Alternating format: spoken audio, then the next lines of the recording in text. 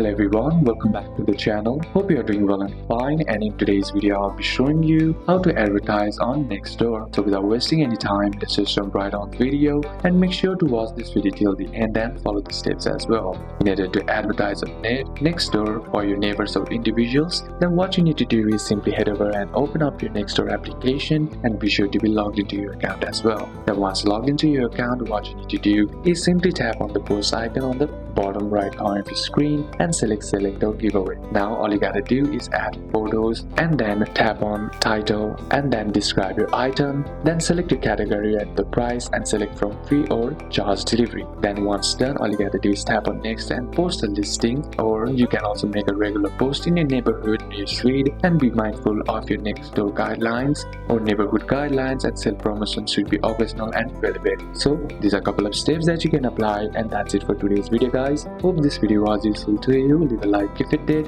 comment down any questions that you have, and see you soon on the next one.